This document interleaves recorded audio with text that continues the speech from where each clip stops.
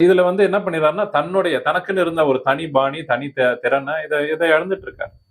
இதனால என்ன ஆகும்னா, திரும்ப வந்து இன்னமுமே அவர் கீழ தான் போவாரே தவிர்த்து, எந்த காலத்திலும் தமிழக வெற்றி கழகத்துக்கு போட்டி சீமான் அப்டின்லாம் அவர் பார்க்க போறதில்ல. தளபதி சட்டையே பண்றதில்ல.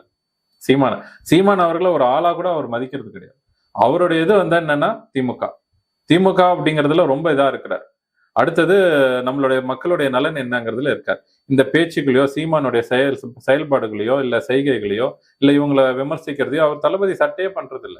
இது இன்னும் தான் அவருக்கு வந்து அசிங்கம் சீமான் அவர்களுக்கு. தன்னை சட்டையே பண்ணாத ஒருத்தர இவரு பேசிக்கிட்டே இருக்கிறதுனால என்ன ஆக போகுது? கண்டுக்கவே மாட்டாங்க. எங்கேயோ கத்திட்டு கிடக்குறாருன்னு தான் விடுவாங்க. அதனால சீமானுடைய பேச்சு இத சார்ந்து இருக்கு. தளபதிய சார்ந்து இருக்குன்னா, அவரு இதுக்கு மேல எழுந்திரிக்கவே முடியாது. இதிலேயே தான் இருக்கும். இன்னும் கீழ தான் போவார். திரும்ப பழையபடி திமுகவையோ இல்ல மக்கள் நலன் சார்ந்தோ அவர் வந்து பேசினால் மட்டுமே தான் மக்களுக்கு ஓரளவுக்காவது அவர் மீது நம்பிக்கை வரும். அந்த வாக்கு சதவீதத்தை தக்க வைத்துக் கொள்ள முடியும். இல்ல அப்படின்னா, நாம் தமிழர்ங்கிற ஒரு கட்சி வந்து இருந்ததா பேச மட்டும் தான் முடியும். இருக்காது.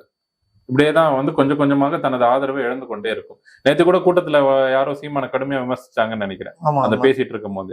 இதுதான் நடக்கும். மக்கள் மக்கள் வெறும் பேச்ச மட்டும் நம்பிட்டு இருக்க மாட்டாங்க. செயல்ல காட்டணும். சீமான் அவர்கள் பேசி, பேசி இத்தனை ஆண்டு காலமா வந்து மக்கள வந்து நம்ப வச்சுட்டு இருந்தாரு. இவரு இன்னும் பேசிட்டு தான் இருப்பாரு போல இருக்கு. இனிமே ஒண்ணும் செய்ய மாட்டாரு. செயல்பாட்டுல இறங்கக்கூடியவர்கள் தான் வேணும்னு நெனைக்கிறாங்க. தமிழக வெற்றி கழகம் இருக்கும்னு நம்புறாங்க. தளபதி இருப்பாருன்னு நம்புறாங்க. அதனால அந்த பக்கம் இப்ப திரும்புறாங்க.